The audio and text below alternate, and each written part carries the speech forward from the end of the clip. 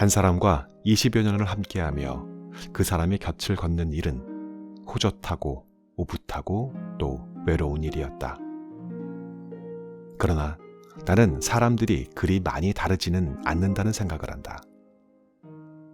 사람은 사랑받기를 원하고 사랑하기를 원하고 주고받기를 원하지만 결국 자신이 더 갖기를 원하고 필요하면 찾고 필요가 없으면 떠날 수도 있는 존재인 것이다. 그러나 그들 모두의 마음속에는 영원히 사랑하고 싶고 순백의 성혈로 사랑하고 싶은 소망이 존재한다.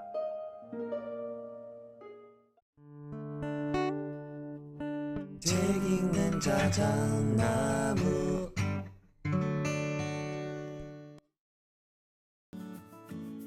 안녕하셨습니까? 모두의 아저씨의 책 읽는 자작나무입니다. 여러분들 혹시 도사시삼이란 말 들어보셨습니까? 도시에서 4일, 시골에서 3일이라는 말이랍니다. 작가는 출판사를 운영하고 두 아이를 키우면서 누구보다 치열하게 살아왔다고 합니다. 근데 50 중반이 되어서 에너지가 모두 고갈된 듯 지쳤고요.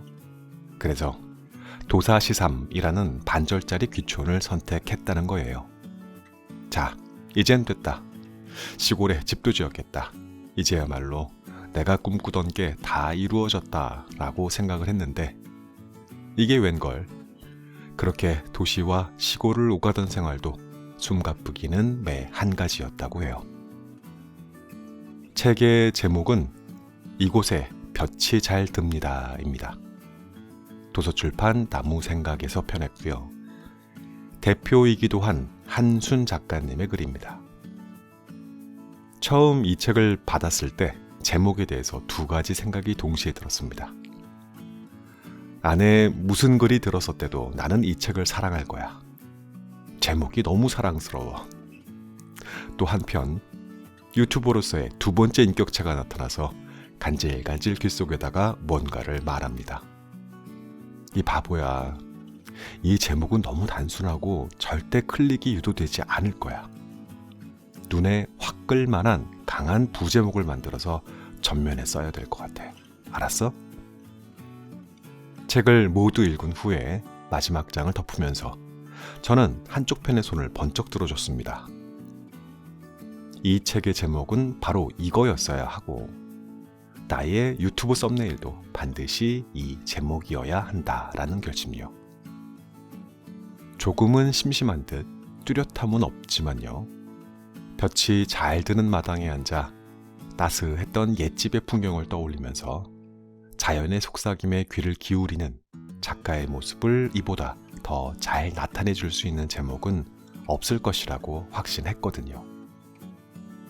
이 책은 맡은 바 역할에 충실하다가 번아웃에 빠진 필자가 자연과 만나면서 치러낸 자신과의 직면, 자기 스스로를 만나는 것에 관한 이야기들입니다.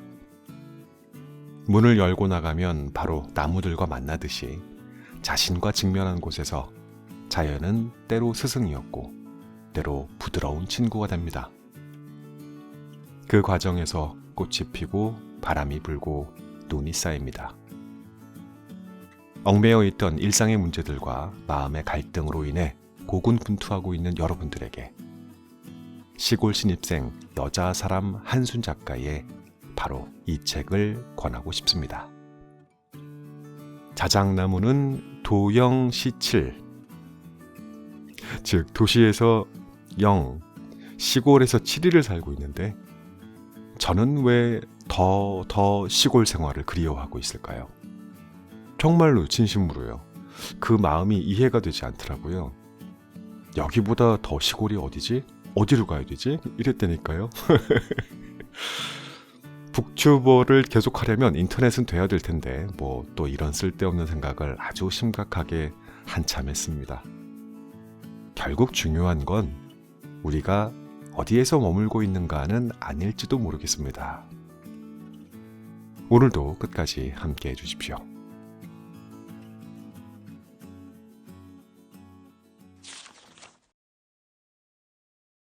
도토리가 질문을 던졌다.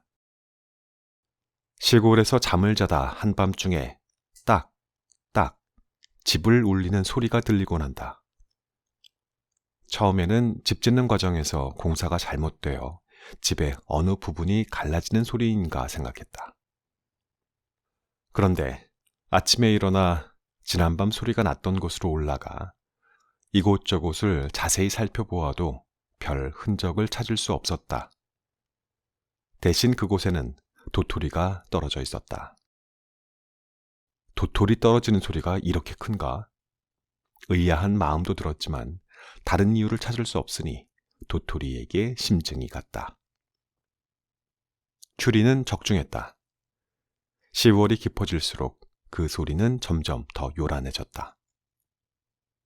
도토리를 줍고 있으면 내 등을 툭 치며 또 다른 도토리가 떨어졌다. 도토리를 줍고 갈참나무 낙엽을 모아 태우려다가 문득 손을 멈추었다. 잠시 후면 나뭇잎과 도토리 껍질에 불이 붙을 것이고 그것을 마지막으로 그들의 생명은 다하게 된다. 나에게 온 낙엽과 도토리의 다비식을 치르는 셈인데 그들에게 질문을 던져보았다. 이번 생에 후회는 없는가? 도토리, 너는 너의 할 일을 다 했냐? 그러자 모자를 삐뚤음하게 쓴 도토리가 픽 웃으며 이 질문을 너에게 돌려주마 하였다. 나는 하하 웃으며 도토리의 반격을 받았다. 자연과 더불어 살면서 당황스러웠던 것이 한두 가지가 아니었지만 이렇게 자연의 사물과 만나는 순간 높은 스님들이나 하실 만한 질문을 주고받게 된다든지 징그러운 뱀 때문에 몸이 오그라든다든지 하는 경계 없음의 상황이 가장 당황스러웠다. 자연의 사물들은 방어할 틈을 주지 않고 경계를 휙 넘어 내 안으로 쳐들어온다. 인간인 내가 도토리에게 받은 질문은 바쁜 일상에 쫓겨 허둥대다가 길을 잃은 한 인간의 모습을 바라보게 하기에 충분했다. 혼란과 갈등의 삶에서 이러한 경험은 나를 막바지까지 몰아붙여 삶을 다시 생각하게 했다. 그래서 나의 삶에서 가장 중요한 것은 사람, 그리고 사랑이라는 사실을 상기시켰다. 그런데 사람, 그 사람이 놀라운 존재이면서 동시에 상처를 주는 존재라는 것이다. 서초동의 어느 골목 벤치에 앉아 원고를 말아준 선생님과 내가 이야기를 나누고 있었다. 때는 늦여름으로 접어든 시기였지만 모기들은 막바지 극성을 부렸다. 우리는 문학과 사람들 이야기를 나누며 손으로는 다리에 달라붙은 모기들을 철썩철썩 때려잡았다. 이야기는 좀처럼 끝나지 않았고 우리는 모기 때문에 다리가 울퉁불퉁해질 때까지 이야기를 나누다가 서로를 바라보며 파안대소했다. 다음 날 아침 일찍 선생님은 내게 전화를 하셨다. 한순 씨, 글을 좀 써보면 어떨까? 전날 선생님의 손에 들려있던 원고는 내가 꾼 꿈의 내용을 소설 형식으로 짧게 옮겨놓은 글이었다. 이때부터 우리는 편집자와 소설가의 관계를 떠나 그냥 시간을 나누고 밥을 나누고 좋은 것을 나누고 아픈 것을 나누고 여행을 나누고 좋은 공기를 나누고 책을 나누고 생각을 나누고 종교를 나누고 허물을 나누고 삶을 나누는 사이가 되었다. 사랑한다는 말을 할 필요 없이 사랑하는 시간들이 이어졌다. 둘째 아이가 뱃속에 있을 때부터 시작된 만남은 아이가 군대에 갈 때까지 계속되었다. 가끔 나는 한 사람에게 너무 쏠린 시간들 때문에 사람에 대한 균형을 잃을까 불안하기도 했다. 좋은 시간들만 있었던 것은 물론 아니었다. 서로 많은 단점을 보았고 불편함을 감수했다. 그리고 서로 맞지 않는 것들은 각자의 개성이겠거니 했다. 인간은 나이가 들어갈수록 자신과 직면하는 시간들을 많이 갖게 된다. 이제껏 보았거나 믿었던 자신을 부인해야 하는 순간들이 오게 마련이다. 그러한 과정에서 잘못 파편이 튀면 관계를 맺은 주변의 사람들도 같이 상처를 입게 된다. 그건 관계에서 치명적일 수도 있다. 자신과 직면하는 시간은 아무리 가까운 사람이라도 서로 타이밍을 맞출 수 없기 때문이다. 그것은 오로지 자신 스스로의 문제이므로 혼자서 그 고개를 넘어가야 한다. 관계에서 서로의 엇갈림을 겪는 일은 매우 쓸쓸한 경험이다. 대신 그간의 사람 관계를 깊이 생각해보고 되짚어보는 좋은 기회가 되기도 한다. 경물치지란 말이 자꾸 마음자리에서 떠돌고 있는 요즘이다. 한 사람과 오랜 세월 2인 삼각으로 길을 걷는 것과 묶은 다리를 풀고 여러 사람을 만나는 것 중 어느 경우가 사람 관계의 본질을 좀 더 가깝게 볼 수 있는가 하는 물음이 이렇기 때문이다. 한 사람과 20여 년을 함께하며 그 사람의 곁을 걷는 일은 호젓하고 오붓하고 또 외로운 일이었다. 그러나 나는 사람들이 그리 많이 다르지는 않는다는 생각을 한다. 사람은 사랑받기를 원하고 사랑하기를 원하고 주고받기를 원하지만 결국 자신이 더 갖기를 원하고 필요하면 찾고 필요가 없으면 떠날 수도 있는 존재인 것이다. 그러나 그들 모두의 마음속에는 영원히 사랑하고 싶고 순백의 성혈로 사랑하고 싶은 소망이 존재한다. 최근 나는 인간은 배신의 역사라는 말을 잘한다.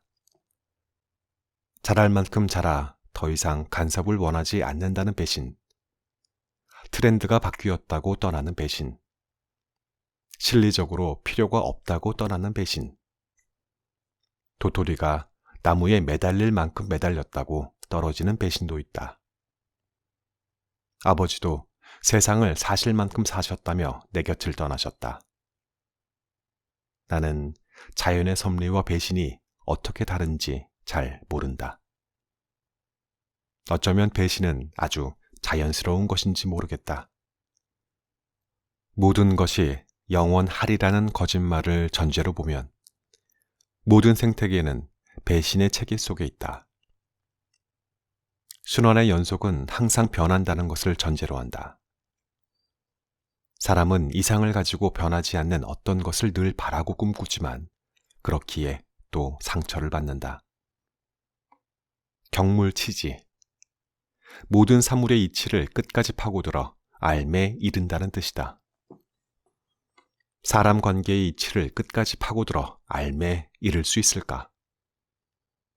사람과의 관계에서는 마음껏 가까이 가보지도 못하고 정확히 알지도 못하는 단계에서 대부분 상처받고 떠나고 배신하고 분노한다. 그러나 이러한 상처와 분노와 배신이 살아있는 것들의 지극히 자연스러운 현상이라고 이해하기까지는 많은 시간이 걸릴 것이다. 머리로는 이해를 해도 마음으로 내려와 행동으로 이어지기까지는 오랜 시간이 필요할 것이다. 숭고한 이상을 가진 인간은 아프다. 영원히 사랑하고 싶고 순백의 성혈로 사랑하고 싶은 소망이 존재하기 때문이다. 살아있기에 아플 수밖에 없다. 집 주변에 떨어진 낙엽과 도토리를 태우려다 생각이 여기까지 이르렀다. 도토리는 깊은 산 큰 스님이나 건넬 법한 질문을 나에게 던졌다. 그것도 머리에 모자를 삐뚤음하게 쓴 불량한 자세로.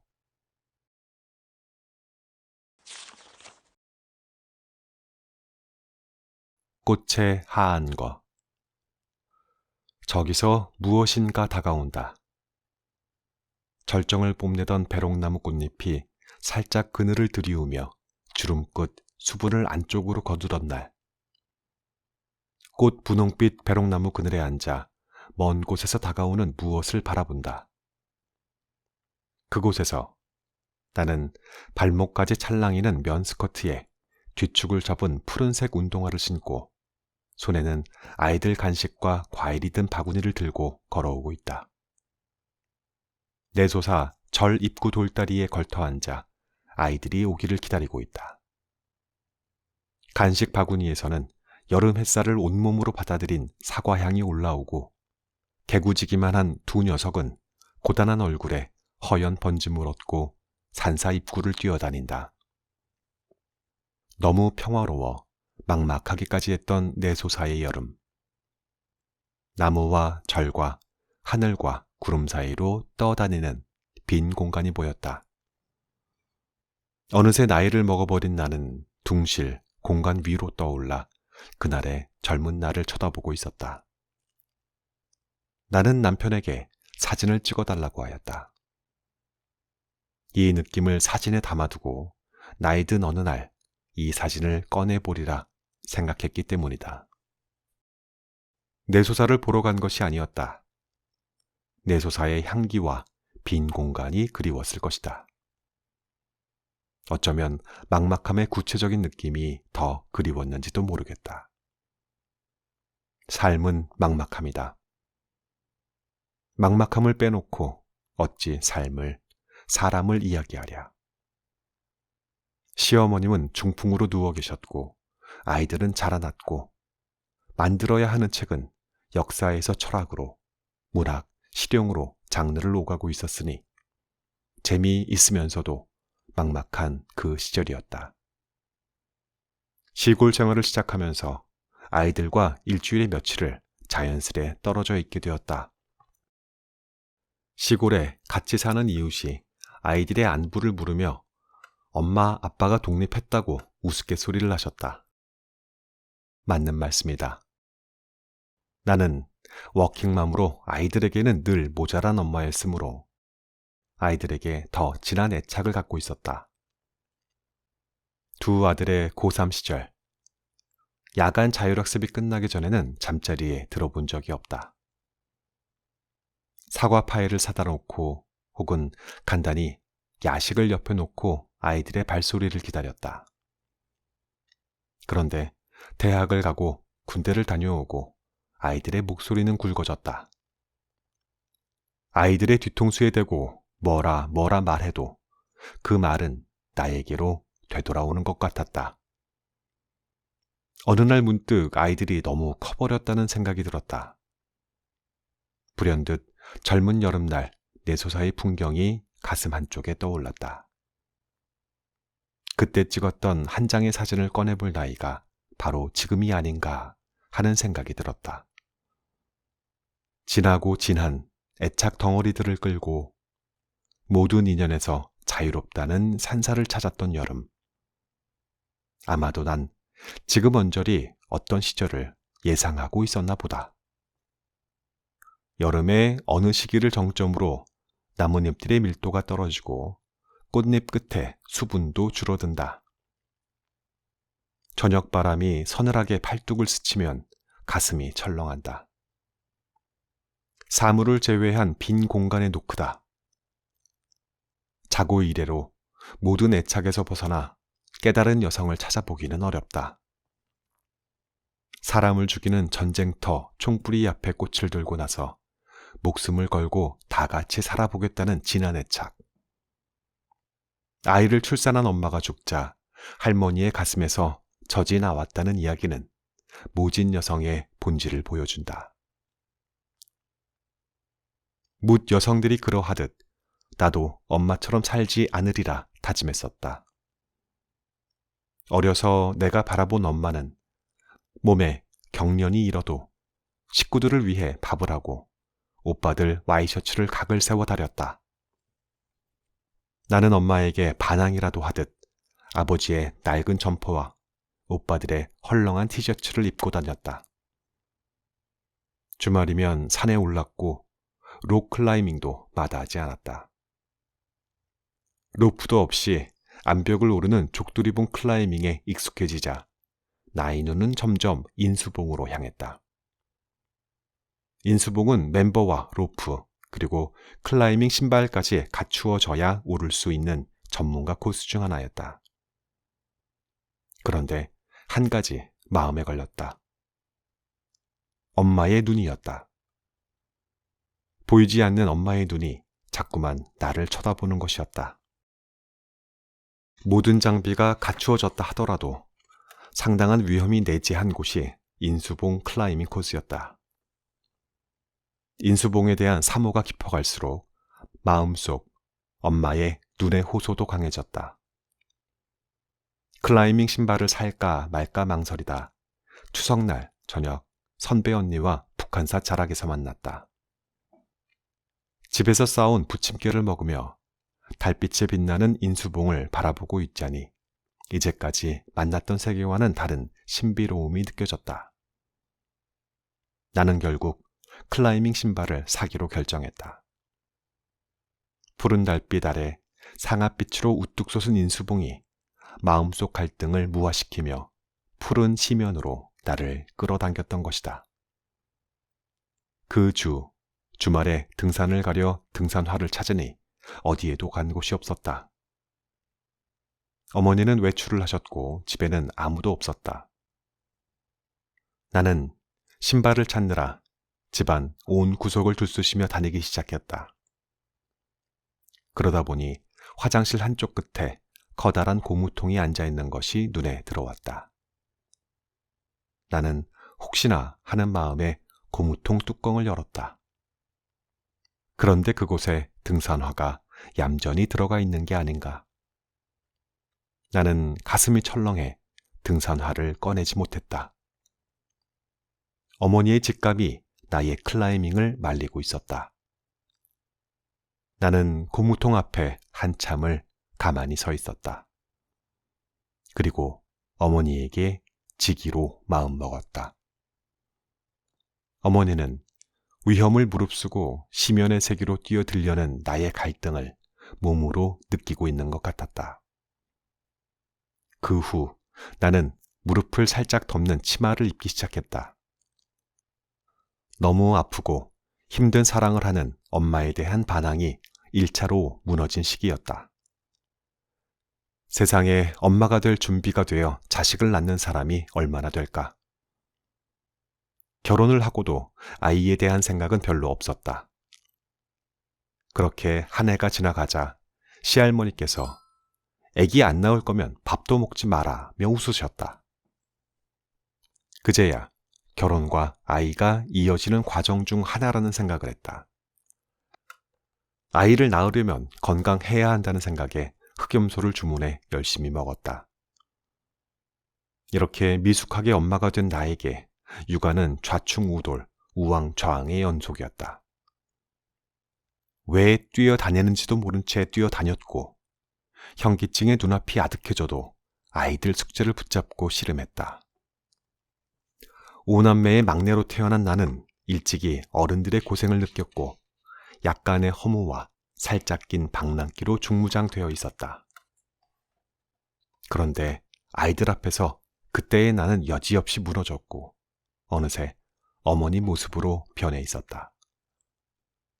아이들과 떨어져 있는 시골 생활에서 처음으로 아이들과 나 사이를 바라보게 되었다.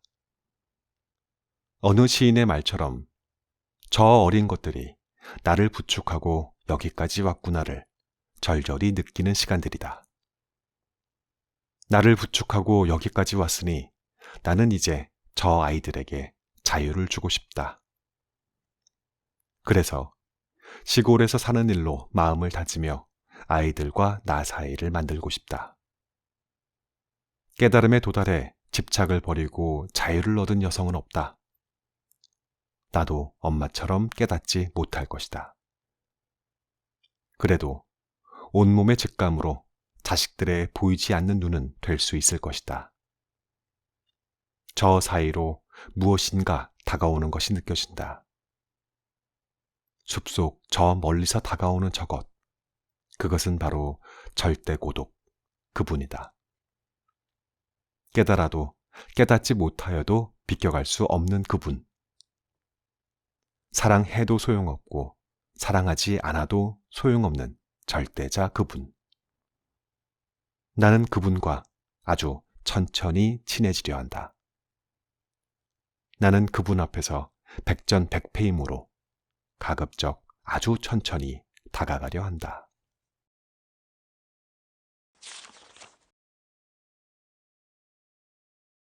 반으로 줄여야 해.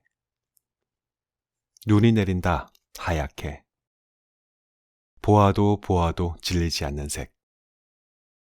무한한 가능성의 흰색 앞에 서면 그 무엇이라도 도드라져 보인다. 눈에게 나뭇가지 한쪽을 내어준 나무는 더욱 분위기 있는 모습으로 서 있다. 새해다. 지난 연말 남아있는 며칠 사이 마음속에서 종종거리는 외침이 있었다. 어느 공간이든 가지고 있는 것을 반으로 줄여야 해.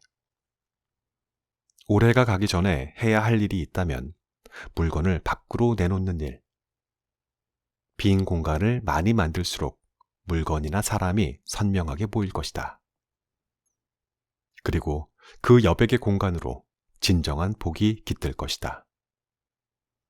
하나를 보아도 명확하게 볼 것이며 깊이 볼 것이다. 물건 하나를 살 때면 집에 있는 물건을 2개 내놓을 각오로 사야 한다. 이런저런 생각을 하는 사이 밤이 지나고 밖에는 눈이 계속 쌓이고 있었다. 동네 이장님이 트랙터를 가지고 차와 사람이 다닐 수 있도록 길을 밀어주었다. 그런데 공교롭게도 우리 옆집까지였다. 우리 집은 막다른 골목이라 트랙터를 돌릴 수 없다는 이유에서였다. 20cm 가까이 쌓인 눈이 그대로 얼 것을 생각하니 그냥 앉아있을 수가 없었다. 면 장갑을 끼고 그 위에 고무 장갑을 한 겹 더 끼고 눈을 치우러 나갔다. 넉가래를 들고 눈을 밀자 아직 눈이 얼지 않아 스르륵 밀렸다. 그러나 눈의 양이 상당히 많아 나는 몇 번이고 턱턱 브레이크가 걸린 듯 서 있어야 했다. 처음에는 직선으로 눈을 밀다가 눈의 양이 많아지면 살짝 사선으로 밀고 다시 한번 더 남은 눈을 정리했다. 그렇게 왕복으로 눈을 왔다 갔다 하다 보니 몸에서 땀이 흐르고 옷 사이로 김이 몽글몽글 솟아올랐다. 나와 눈과 넉가래와 하늘만 있었던 것은 아니었다. 눈을 치우는 와중에도 혹시 이웃에서 볼까 싶었고 괜히 부담을 주면 어쩌나, 옆집에서 빗자루라도 들고 나오면 어쩌나 염려되기도 했다. 나는 그냥 눈과 내가 1대1로 만나 밀고 밀리는 상황을 즐기려 했다. 그러다 보니 이웃에 대한 염려도 줄어들고 눈 치우는 일에 그대로 빠져들 수 있었다. 그래, 어쩌면 인생은 너무나 단순한 것이다. 결국 나와 나의 문제다. 내가 나를 넘어서는 문제다. 눈이 오고 눈이 쌓이고 눈을 치우고 그렇게 땀을 흘리는 것이다. 사람들과의 관계 속에서 많은 일들이 이루어지지만 그 이전에 나와 내가 만나 말을 건네고 바라보고 생각하고 실행하는 일이 우선이다. 결국 나를 눌러 앉히는 적도 내 안에 있고 나를 불끈 일어서게 하는 든든한 조력자도 내 안에 있다. 나와 내가 만나 쌓아가는 길, 그 견고한 길 위에서 비로소 다른 사람들과도 만날 수 있다. 헉헉 차오르는 숨을 고르려 허리를 펴자 옆집에서 테라스 문을 열고 나왔다. 뭐해요? 차 우리 집 주차장에 세워요 하고 소리쳤다. 나는 아니에요. 조금만 밀어놓으면 햇빛이 녹여져요. 햇빛이 아까워서요. 그녀는 고개를 살짝 기울이며 웃더니 들어왔다. 첩첩이 쌓인 물건도 두껍게 쌓인 눈도 넉가래로 한 번 밀어내면 그곳에 남은 앙금은 햇빛이 들어 녹여준다. 작년 겨울 시골 생활 경험이 없어 게으름을 피우다 눈 치울 시기를 놓쳐 한겨울이 다 가도록 군데군데 얼어놓은 빙판 때문에 고생했던 기억이 났다. 세수를 하고 새해가 왔다. 지난 연말 마음이 동동거리며 전하던 메시지를 잊지 말아야겠다. 물건도, 눈도, 마음에 쌓이는 우울감도 제때 치울 것. 그러면 햇빛이 다가와 남은 것들을 녹여줄 거니까. 그래서 복이 깃든 충분한 공간을 마련해 줄 거니까.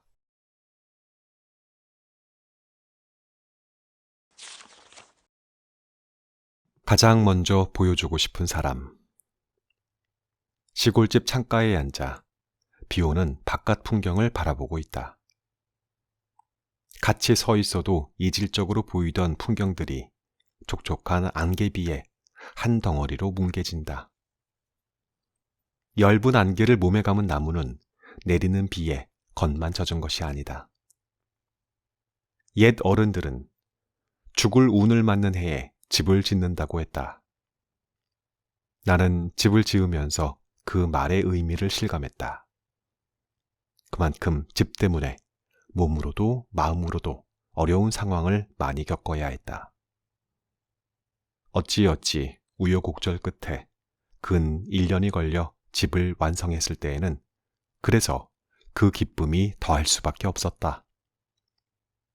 지독히 성실하게 하루하루를 살아서 이런 집을 가질 수 있었나 하는 생각이 들기도 했다.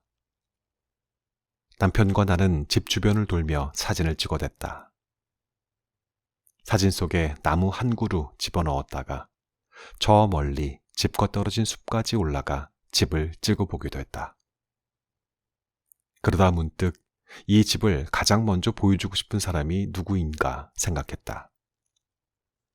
망설임 없이 떠오른 사람은 돌아가신 아버지였다.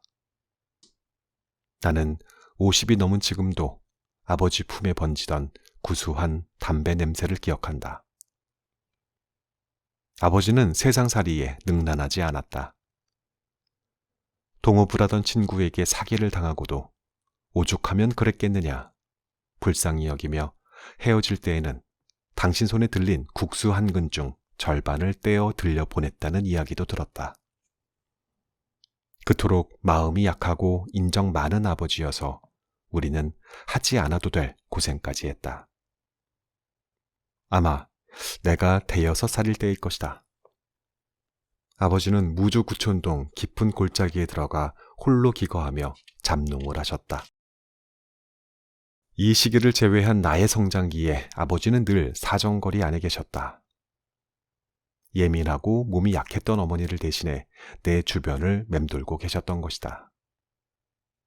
아버지 곁을 떠나 결혼을 하고 며칠이 지났는데 이상하게 방이 지저분해 보였다. 방을 치우고 나서 이상하다. 시집 오기 전에는 방이 이렇지 않았는데 하는 생각이 들었다. 그때서야 시집 오기 전에 아버지가 하셨던 말씀이 생각났다. 제 시집 가면 나도 같이 가야 되는데. 내가 왜요? 라고 묻자 아버지가 방 치워줘야지 라고 대답하셨다. 그러고 보니 직장생활 합네 하고 방 한 번 치워본 기억이 없었다. 시집을 와 집에서는 하지 않던 청소에 빨래에 요리까지 하려니 뭔지 모르게 고달팠다. 그래서 아버지에게 전화를 걸었다. 아버지, 우리 집에 오세요 하자 아버지는 내가 왜 너희 집에 가니 하며 냉정하게 말했다. 전화를 끊으며 눈물이 핑 돌았다. 그러면서도 한편으로는 시집 온 이곳이 고달프긴 하지만 내가 이겨내며 살아야 할 곳이구나 하는 생각을 했던 것 같다. 큰아이가 3살쯤 되었을 때 오랜만에 친정 나들이를 했다. 사방은 개나리 노란빛으로 떠들썩하고 우리는 오랜만에 만남에 들떠 있었다. 그런데 들뜬 분위기가 한 차례 지나가자 아버지가 나를 조용히 불렀다. 얘야, 오지 말란다고 진짜 안 오면 어쩌니? 네가 막내로 자라 시집 가서도 응석 부릴까 염려되어 그런 것이다 하고 시집 보낸 후 냉정했던 시기에 대해 이야기를 해주셨다. 덕분에 나는 시집에 더 빨리 적응을 했고 친정을 오가는 갈등 없이 독립할 수 있었다. 시골에 집을 짓고 하루 이틀 묵상의 시간들이 주어지면서 부모님 생각을 많이 하게 된다. 지금 내 나이 때 부모님의 모습을 떠올려 보기도 하고 시부모님 나이에 나의 나이를 대보기도 한다. 그러던 어느 날 나는 소스라치게 놀랐다. 내가 어느 시기에 아버지의 모습, 그러니까 아버지가 가족들을 두고 무주 구촌동 산골로 들어갔던 시절을 흉내내고 있다는 사실을 깨달은 것이다. 아버지처럼 농사를 짓지는 않지만 나의 시골집은 양평 시내에서도 꽤 떨어진 논과 밭을 끼고도 한참 들어와 있는 산 중턱에 지어졌다. 이곳에 집을 짓겠다는 결정을 할 때까지 우리 부부는 많은 질문을 해야 했다. 그것은 한편의 포기이면서 동시에 한편의 선택을 위한 질문들이었다. 양적 팽창인가? 질적 팽창인가? 다른 사람들이 바라보는 삶인가? 내가 선택한 삶인가? 더 잘 살 필요가 있는가? 잘 산다는 것은 과연 무엇인가? 이런 무수한 질문 속에서 지어진 시골집이었다. 올망졸망 5남매를 도시에 놔두고 자연과 함께 가족의 터전을 마련해 보겠다고 무주 구촌동으로 들어가셨던 아버지는 그곳에서 얼마나 많은 질문들과 마주했을까? 깊은 산중에 집을 짓고 누에가 뽕잎 먹는 소리를 벗삼아 지냈다던 아버지. 청주, 집으로 돌아가려던 막내딸이 해질녘 다시 눈앞에 나타나자 그만 눈물을 흘리고 말았던 아버지. 아버지가 살아 계신다면 겉은 마른 듯 보이나 속에 물은 잔뜩 빨아올린 봄나무 같은 우리 아버지를 등에 업고 제일 먼저 이 집에 모시고 들어가고 싶다. 그리고 아무 말 없이 그저 엷은 미소로 아버지의 삶을 끄덕여주고 싶다. 비오는 창밖을 한번 바라보고 아버지 얼굴을 한번 바라보면서